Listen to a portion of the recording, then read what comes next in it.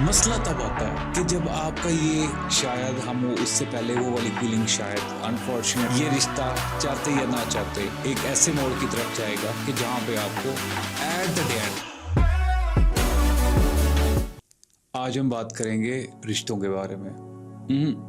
उन रिश्तों के बारे में नहीं जो कि बने बनाए हमें मिलते हैं, तोहफे में मिलते हैं और वो हमारी अपनी चॉइस नहीं भी होती, लाइक हमारे पेरेंट्स, हमारे बहन भाई, हमारे रिश्तेदार। लेकिन उन रिश्तों के बारे में बात करेंगे जो हम बहुत दिल से खुद चुनते हैं, जो हम चुनते हैं इसलिए कि शायद we feel at peace while talking to them, while spending the best time। हम जब उनके साथ होते हैं तो हमें लगता है कि यार ये मोमेंट थम जाए, क्योंकि उनके साथ गुजरा हुआ लम्हा हमें वो एक लम्हा इतना फुलफिल कर देता है। शायद हम वो उससे पहले वो वाली फीलिंग शायद अनफॉर्चुनेटली हमने कभी पहले फील नहीं की होती। हमारे दोस्त, हमारे वो लोग जिनसे हम दिल से प्यार करते हैं और जिनको हम कहीं ना कहीं किसी सूरत में अपने लाइफ पार्टनर के रूप में देखते हैं, या फिर ऑफ कोर्स शादी के बाद। ये दो तीन तरह के जो रिलेशन है हमारी जिंदगी में बड़े इंपॉर्टेंट है।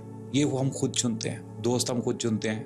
उन ऑफ कोर्स अपोजिट जेंडर में उनका इंतखाब, उस लड़की का इंतखाब या उस लड़के का इंतखाब हम खुद करते हैं कि जिसमें हम खुद जिंदगी गुजारनी है, इसके साथ गुजारनी है या नहीं गुजारनी, या we fall in love, we feel like we fall in love with those people.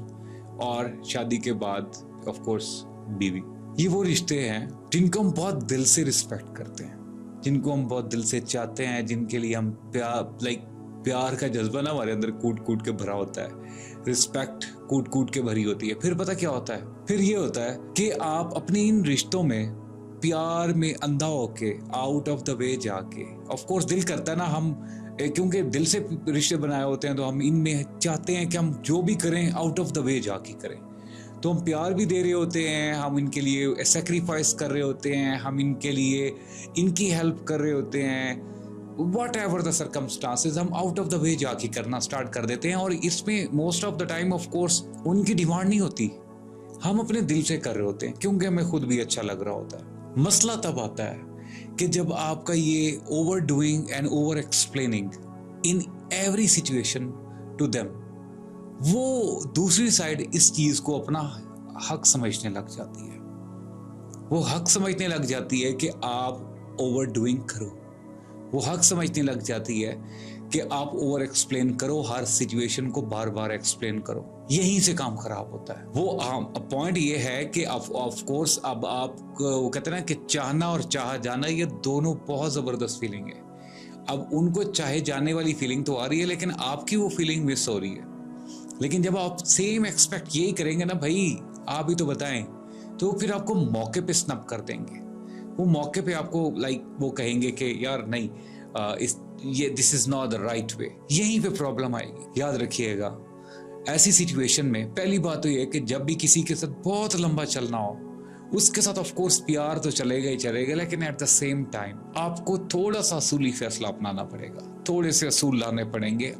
अच्छे रिलेशन को और लंबे अरसे तक चलाने के लिए थोड़ा असूल डालना पड़ेगा। और उसमें वो क्या होगा, थोड़ा अपने नफ्स को कंट्रोल करना पड़ेगा, इमोशन को कंट्रोल करना पड़ेगा। जहाँ पे आपका दिल कह रहा है कि नहीं यार और ज्यादा उस बंदे के लिए करो, और ज्यादा उसको एक्सप्लेन करना चाहिए, चलो यार कोई बात नहीं है, वहीं भी अपने आप को स्टॉप करना है, just to make the other side balance, वो आपके साथ बैलेंस फील कर सके। लेकिन अगर आपने अपने आप को उस वक्त ना रोका और आपने हर चीज आउट ऑफ द वे जाके देना स्टार्ट कर दी, हर चीज ओवर एक्सप्लेन करना स्टार्ट कर दी, यही चीज वो आपको इतना टॉर्चर में ले आएगी कि वो रिश्ता जो आपने खुद प्यार से स्टार्ट किया था, आपकी इस over explaining and over doing की वजह से वो काम खराब हो जाएगा। और यहीं से फिर मामलात जो रिश्ता आप चाह रहे थे कि यार ये रिश्ता नस्लों में ट्रांसफर हो जाए एंड ऑल दैट, आप उस रिश्ते को थूकना भी पसंद नहीं करोगे।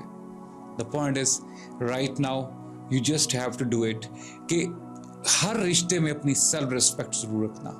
सेल्फ रिस्पेक्ट में और ईगो में भी फर्क होता है। सेल्फ रिस्पेक्ट इट्स लाइक कि ठीक है, आप हमेशा उसमें बराबरी की सतह पे आप सोच रखोगे कि हाँ, जितनी मिनिमम मैं इज्जत करता हूँ उतनी मेरा भी राइट बनता है, ठीक है। लेकिन ऑफ कोर्स आपको सबसे पहले करनी होगी। Ego is something of course वो जरा थोड़ी सेल्फिश अप्रोच होती है, you better know that, what I am talking about, the point I am trying to say is, जिंदगी में रिश्ते बनाना आपका पूरा राइट है, जिंदगी में आगे बढ़ना राइट है, लेकिन अगर वही रिश्ता आपको टॉर्चर दे रहा है, आपको ओवर एक्सप्लेनिंग की आदत डाल रहा है, आपसे एक्सपेक्ट किया जा रहा है कि आप ओवरडू करें और उसकी साइड से एक्सपेक्ट ना किया जाए, देन ये रिश्ता चाहते या ना चाहते एक ऐसे मोड़ की तरफ जाएगा कि जहां पे आपको एट द एंड मोड़ना पड़ेगा, और वो एक बहुत बुरी सिचुएशन होगी, क्योंकि वो आपके ऑफ कोर्स अपनी की टाइम इन्वेस्टमेंट है, आपकी इमोशनल इन्वेस्टमेंट है इस रिश्ते पे। जब उस रिश्ते को अपने हाथ से और अपनी आंखों से ख़त्म होता देखोगे, आंखों से और हाथों से खुद ख़त्म करना पड़ेगा क्योंकि मजबूरी बन जाएगा, तो फिर बहुत ज़्यादा दिल टूटेगा। फिर ज़िंदगी में ज़रा जो कम बैक होगा वो होगा ज़रूर, लेकिन लेट होगा। ऐसी सिचुएशन से बचने के लिए just think for a while, and if you're in any relation जो आपने खुद अपनी मर्जी से चुना, लेकिन उस रिश्ते में अब आपने ये सोचना है क्या मैं ओवर डूइंग तो नहीं कर रहा या ओवर एक्सप्लेनिंग तो नहीं कर रहा। अगर कर रहे हैं तो एक बार सोचें, फॉर द ग्रेटर गुड। अपना ख्याल रखिएगा। Wake up.